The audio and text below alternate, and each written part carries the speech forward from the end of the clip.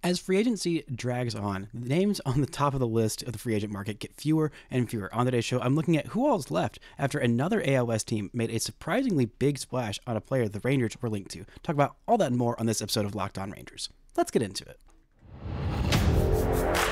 You are Locked On Rangers, your daily Texas Rangers podcast. Part of the Locked On Podcast Network, your team every day.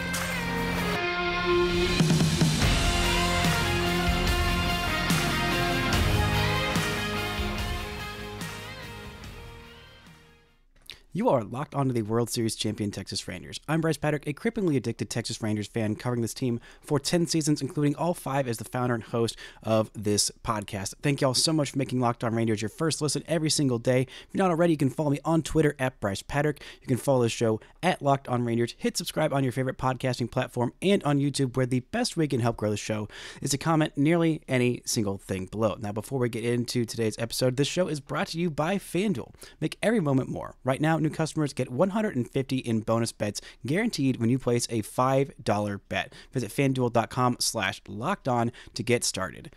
Now on today's show, I'm looking at who was left at the top of the free agent market, or in the middle or the bottom of the free agent market, that the Rangers could sign, because this free agency is taking a whole lot longer than at least I thought it was going to take. Obviously, there was a lot of, waiting for what was going to happen with Shohei Ohtani, then waiting for what was going to happen with Yamamoto, and then waiting for, I don't really know what else at this point. It seems like, well, waiting on, at least for the Rangers, the Bally Sports bankruptcy situation to be resolved, which, again, I talked extensively on last week's, the last show, about what was going on with that. It seems like February 1st is the deadline that Bally and Diamond have set for themselves to have some kind of resolution for the Rangers. Hopefully that means by February 2nd, the Rangers will be coming to a deal with Jordan Montgomery or some other, whoever's left at the top of this free agent market at that point. But the biggest news of last week, pretty much the only news around baseball last week outside of all of that fun stuff with Bally bankruptcy, was the Houston Astros signing one of the top players available. Josh Hader signed a 5-year, $95 million contract to be the closer of the Houston Astros. That is the most money guaranteed for a reliever in a free agent contract history. Yes, because of deferrals with Edwin Diaz's deal with the New York Mets. That made it overall cumulatively worth less than Hader's deal, but he will be making $19 million per year. We'll talk a little bit more about that and how it's surprising that the Astros did that and how they're spending a lot of money on their bullpen. But I wanted to look at first at who all is left on this free agent market, because after this, it feels like, okay, well, there's just less and less and less guys out there, especially at this point last year. It felt like there was almost no one available. We pretty much knew where almost everybody was going. It's been a few years since the free agent market, at least the top end names that are still left, dragged on into February. I believe Bryce Harper's free agent deal was signed in February, back when he signed with the Phillies. That took a really, really long time. There's no one quite of that caliber left, but let's look at the top end of the market, starting with starting pitchers, because that's what the Rangers' biggest need is. If they're going to sign somebody, it's going to be a starting pitcher almost assuredly, maybe some bullpen arms, but let's start with the starters. In the top tier, we have the big 3 lefties. None of them have signed just yet. Clayton Kershaw, Jordan Montgomery, and Blake Snell. Snell is reportedly asking for just a massive contract. He's looking to be the highest paid. The estimates that I've heard are somewhere in the $200 million market, maybe even higher than that. He's coming off his second Cy Young, so he's perfectly within his rights to ask for a massive deal. But obviously there are some questions with Snell. I think he is the top pitcher of this group. Obviously, we know Clayton Kershaw's body of work is more impressive than pretty much any pitcher in the last 20 years, maybe any left-handed pitcher ever. He is just that kind of guy. But Snell is coming off of that Cy Young award and a fantastic season, just a truly fantastic season. But again, there are a lot of concerns with the walk issues. Obviously, he strikes out everybody and their mother, but he doesn't necessarily pitch super deep into games. He is on the wrong side of 30 now, so there are some concerns about that.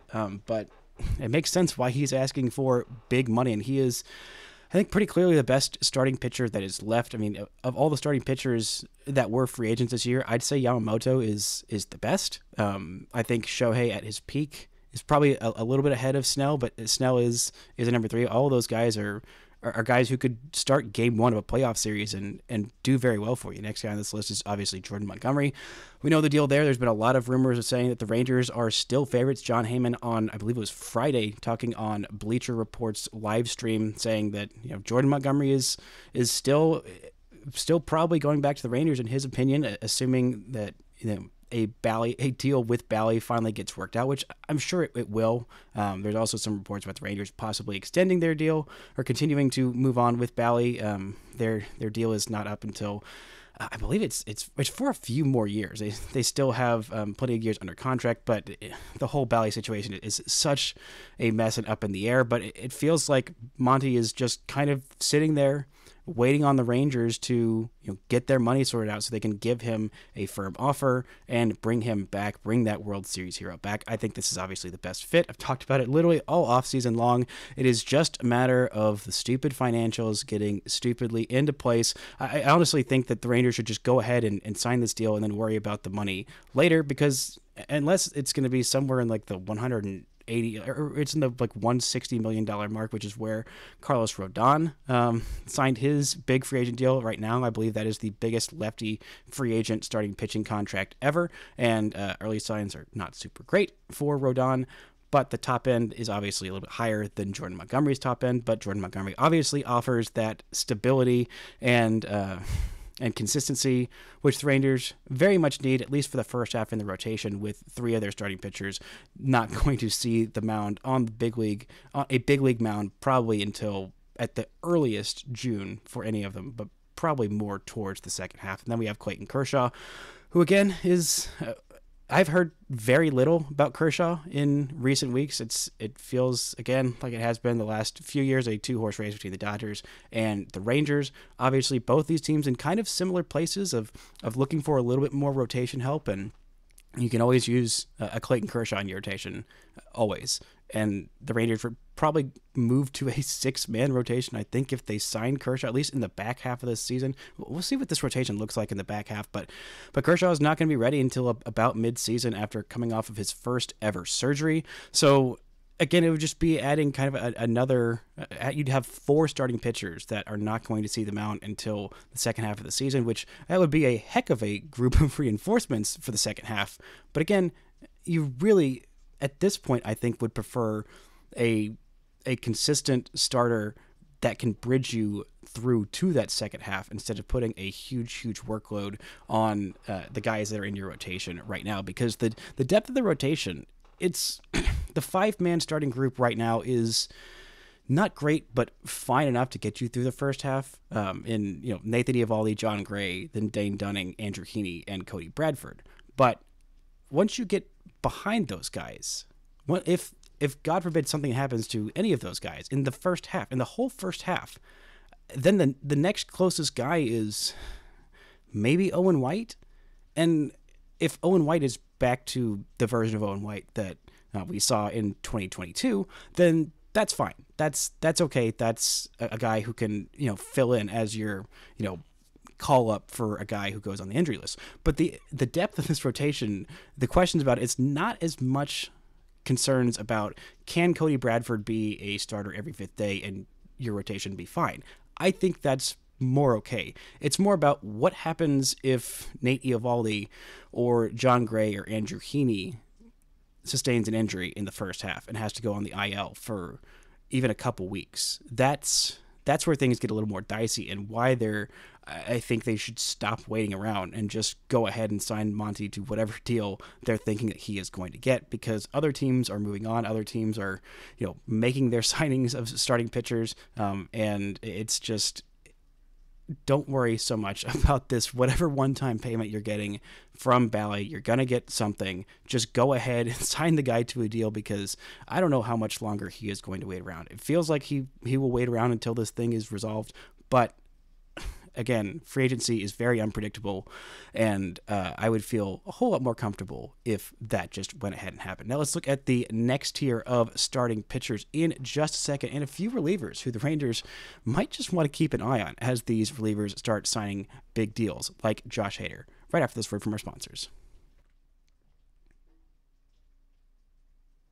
This episode is brought to you by eBay Motors. Passion, drive, and patience. What brings home the winning trophy is also what keeps your ride or die alive. eBay Motors has everything you need to maintain your vehicle and level it up to peak performance. From superchargers, roof racks, exhaust kits, LED headlights, and more. Whether you're into speed, power, or style, eBay Motors has got you covered. With over 122 million parts for your number one ride or die, you'll always find exactly what you're looking for. And with eBay Guaranteed Fit, your part is guaranteed to fit your ride every time or your money back. Because with eBay Motors, you're burning rubber, not cash. With all the parts you need at the prices you want, it's easy to turn your car into the MVP and bring home that win. Keep your ride or die alive at ebaymotors.com. Eligible items only, exclusions apply. eBay Guaranteed Fit only available to U.S. customers. Locked On has launched the first ever national 24 sports streaming channel on YouTube. Locked On Sports Today is here for you 24/7, covering the top sports stories of the day with local experts of Locked On, plus our national shows covering every league. Go to Locked On Sports Today on YouTube and subscribe to the first ever national sports 24/7 streaming channel. Now let's look at the second tier and third tier of these starting pitchers. There are still a few guys who I think the Rangers could trust to go ahead and fill that gap in their rotation and kind of shore it up for the first half while they wait for those reinforcements of Tyler Mahle, Max Scherzer, and Jacob deGrom in that second half.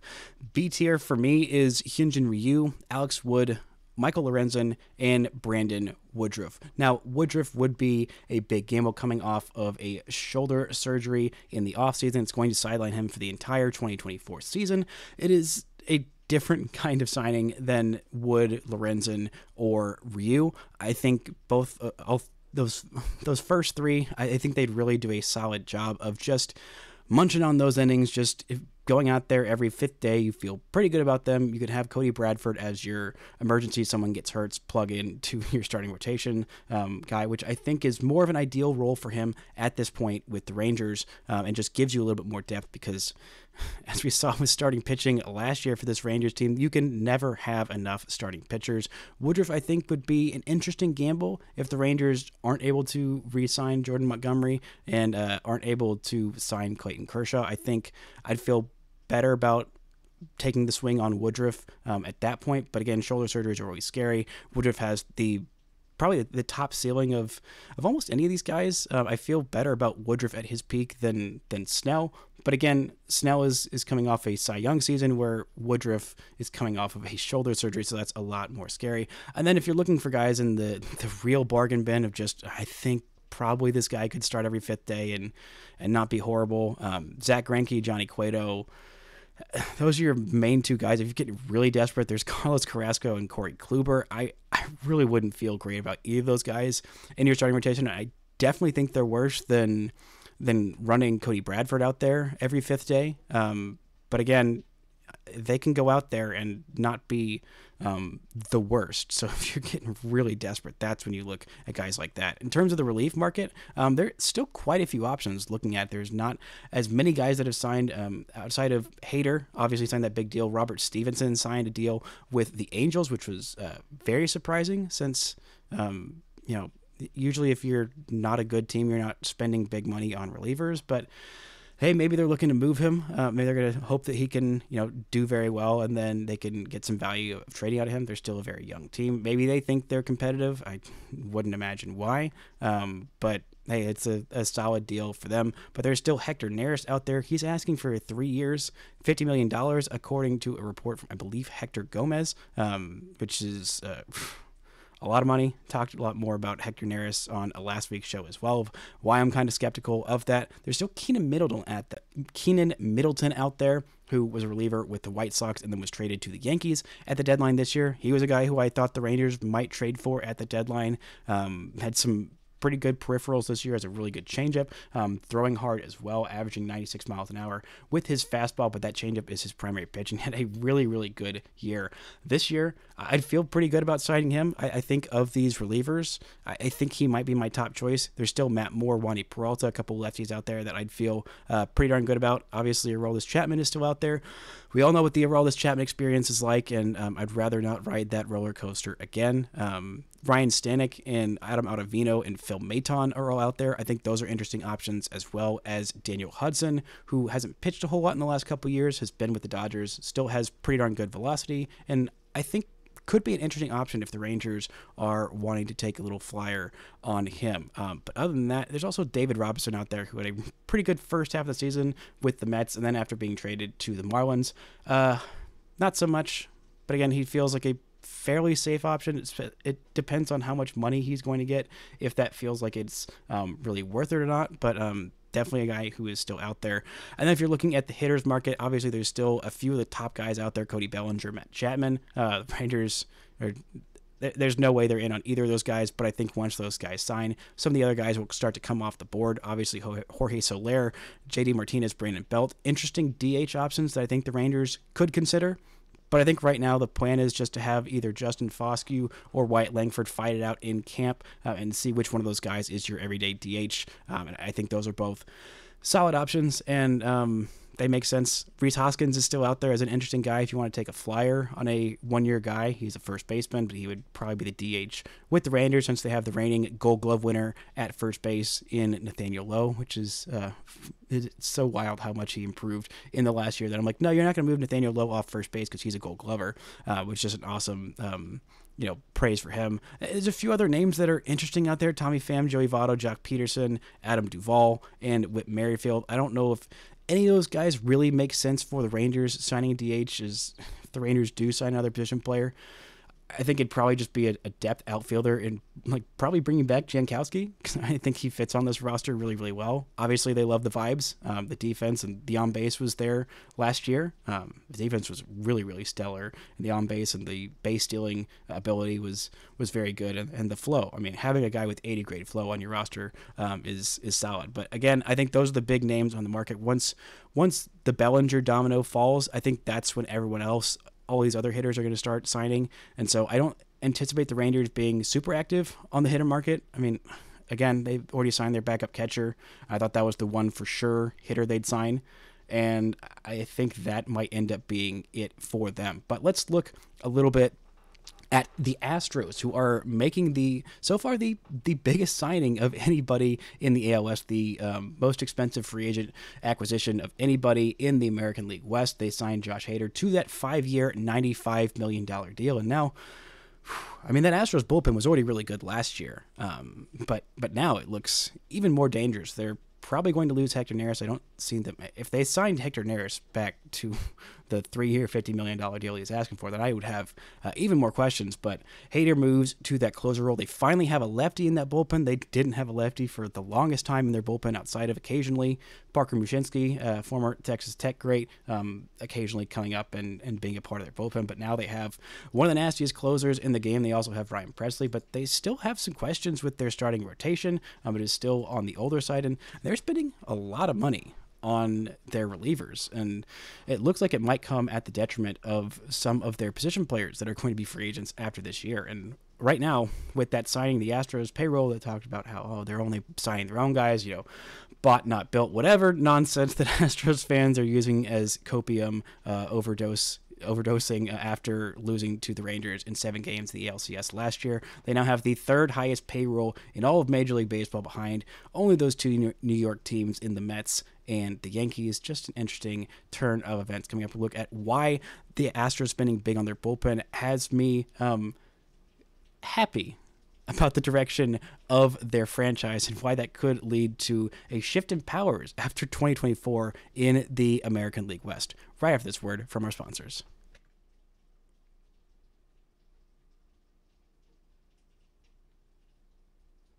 Shout out to the Everydayers for making Locked On Rangers your first listen every single day. On Wednesday's show, I'll be back talking about the best young hitter cores in Major League Baseball, why the Rangers are definitely up there, if not the best young core of hitters in all of the big leagues. Now, again, like I just said, the Astros signed Josh Hader to a 5-year, $95 million deal. There were a lot of reports about the Rangers possibly being in on Hader, and Hader being a possible pivot if the Rangers did not re-sign Jordan Montgomery, but that is no longer an option, as he is going to be in Houston, where the Astros have 3 guys in their bullpen that are combining to make $44.5 million at the top end. That is, of course, this new closer, Josh Hader. It is also Rafael Montero, who's making $11.5 million this year, and Ryan Presley, who is making $14 million this year as well.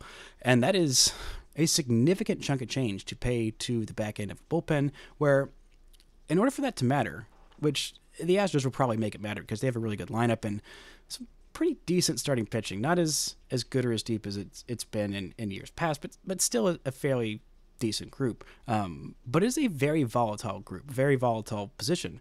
I mean, we saw, Rafael Montero do well enough in his walk year to make $11.5 million, a 3-year, I believe it was around $35 million contract that he signed, which kind of scratched some heads, and this year really took a step back as well. I don't think that's really going to happen with Hader or Presley. Both those guys have been very good, very consistent.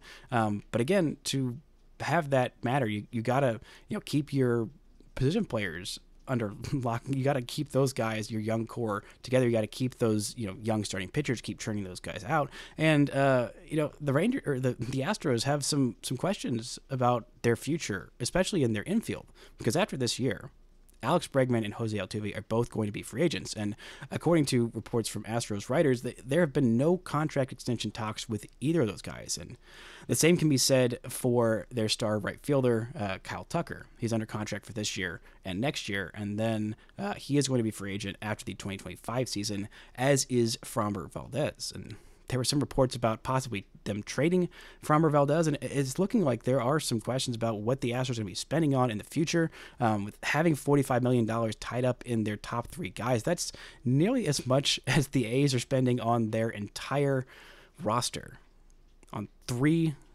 relievers. I mean, paying relievers at the top end is fine, but it starts to add up after a while. I mean, $19 million to Josh Hader, okay, that makes sense. $14 million to Ryan Presley to be your 8th inning guy, that feels like a bit much. And then you have Rafael Montero, who's not even your 7th inning guy, is kind of your, on the B side of your bullpen for another 2 years at $11.5 million a year. That's where you start to have some confusion about, like, okay, how are you going to, maintain this? And Bregman, it feels like almost a certainty that he's gone after this year. And Altuve, it felt like a certainty that he was going to stay. But the fact that they're not having any kind of discussions about, a contract extension for Altuve, who's a mainstay of their franchise and an absolute nightmare for Rangers fans. I mean, he has tormented the Rangers for so long. It has been so incredibly long since the Astros came to the AL West. He has been just a huge thorn in the Rangers' side and hit what was ultimately, thankfully, a meaningless home run in Game 5 that felt at the time like one of the most heartbreaking home runs in Rangers playoff history. But if he's not a Houston Astro after this year, and Alex Bregman isn't a Houston Astro after this year, I mean, the Rangers feel like they will have free run of the AL West for years to come. I mean, obviously, the Mariners are a really good team, just a couple games outside of the playoffs this year, and they have a young core of starting pitching that is the envy of all of Major League Baseball. They have one of the most fun young hitters in Major League Baseball, and one of the best young players in Major League Baseball in Julio Rodriguez. And they just signed Mitch Garver, a World Series champion and Texas Rangers legend forever, to help their offense. So it feels like it might just be the end of an Astros era. Now, I say that mostly with hope in my heart, because the Astros have done a really good job of developing young players and just regrowing this out of nowhere. But remember, it took them a long time to get to this sustainable group of having all these young players churn out and churn out and churn out. And after all these years, I mean, they've kind of pivoted from their path of what got them to this way, of spending more on these bigger name free agents that are more confusing deals, like the Rafael Montero deal, like the Jose Abreu deal, which looked like a fine deal, but still kind of just turning your head, scratching your head a little bit, like, what's going on there? So hopefully it bodes well for the Rangers in the future of this AL West. I wouldn't mind the Rangers spending a little bit of change on the bullpen market of these guys that are still available, like I talked about in Keenan Middleton.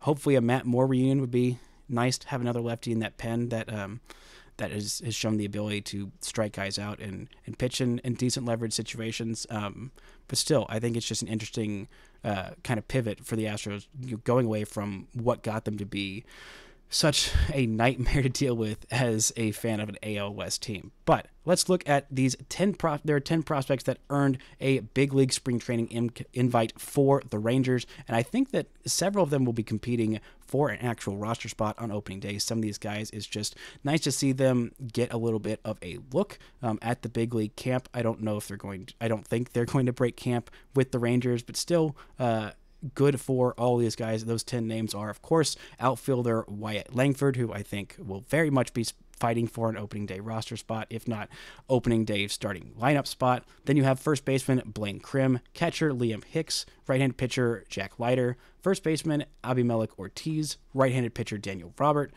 right-handed pitcher Emiliano Teodo, infielder Davis Wenzel, lefty pitcher Grant Wolfram, and outfielder Aaron Zavala. Congratulations to all these guys getting a look at the big league camp. I think that Leiter, I don't think that he is going to break camp with the big league team, but hey, getting his second big league spring training invite is very nice for him. Blaine Crim is a guy who, I think if there's some kind of long-term injury to Nathaniel Lowe, which not thinking there's going to be, and really hoping that there isn't, but I think at this point, Blaine Crim would be the obvious first baseman to come up and play kind of every day in that role. He had a really good year at AAA last year, so good on Blaine Crim getting that big league invite.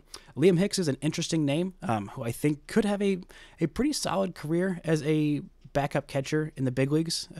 Okay hit tool. He hit over around 440, I believe it was, in the Arizona Fall League. Had something like a 9-game hitting streak where he just had a crazy amount of singles, a lot of seeing eye singles, but hey, puts the bat on the ball, has a pretty decent walk rate, not a whole lot of power, but a decent defensive catcher, so good on him getting that big league spring training invite. Abimelec Ortiz is a guy who impressed, really broke out last year as one of those 2020 undrafted signees, and just displayed an insane amount of power last year. Decent amount of swing and miss, but really impressed at the 2 levels he was at last year for over 30 home runs in a minor league season, and then hit well in the Arizona Fall League. He'll probably start the year in AA Frisco, but again, nice on him getting that big league spring training invite, as well as Davis Wenzel coming off a really solid season last year. A couple guys who I think could get a little bit of a look to make the roster out of camp in the bullpen: Daniel Robert, Emiliano Teodo, and Grant Wolfram. Wolfram, I think, is probably the best lefty relief. Well, no, Antoine Kelly. I was surprised to not see. Actually, Antoine Kelly's on the 40-man roster, so I think that implies a spring training invite. But Leiter getting that option, I think, is going to be good for him and his confidence. Just being around all those veteran guys, there's surely some tips and tricks that he can pick up from being around, Max Scherzer and Jacob deGrom for another spring, and also Nathan Eovaldi. We talked so much this year about how Nate Eovaldi helped every pitcher on the starting staff, of just kind of giving him a couple little tweaks, like that month and a half stretch where John Gray was absolutely insanely good. And I believe it was May, a little bit early June. Gray talked about how big of an impact that Nate Eovaldi said, just this one little tweak in his mechanics that just completely changed everything for a month and a half. Teodo is a really interesting name who's got really great raw stuff and didn't allow a single earned run in 11 Arizona Fall League appearances, had insane strikeout numbers, has been a starting pitcher, but I think will probably transition to the bullpen, but I think could be a really, really nasty bullpen piece as soon as this year. We'll see what he looks like against big league hitters. It'll be spring training, and it won't be, a true testament of how well he would survive in a big league regular season game, but it'd be an interesting test for him, and I think a good thing for him. Aaron Zavala did not have the best year last year, still coming back from that injury. I think that as he gets more healthy, I think that we'll hopefully see a much better season for him this year. I don't anticipate him breaking camp with a big league team at all. But Wenzel, I think, has a decent chance to maybe earn a roster spot. We'll see what he looks like. Obviously, a pretty good defensive infielder, got a solid amount of pop, and a really good eye at the plate to work a pretty good walk rate for most of his minor league career, but good on him. And then Daniel Roberts, a guy who's kind of bounced around for a while. He's got some pretty good stuff, and we'll see if he can help the Rangers in their bullpen out of spring training. There's obviously quite a few roster spots at this point, not a whole lot of locks for the Rangers bullpen, but I think that, with a good spring training, maybe Daniel could crack that big league roster out of camp, and that would be a nice thing for him and a nice thing for the Rangers. But that's going to do it for today's show. I'll be back again on Wednesday talking about this young hitting core, which is just so incredibly impressive and maybe the best in all of baseball. Thank y'all so much for listening and subscribing, and until next time, don't forget to enjoy World Series champion Texas Rangers baseball.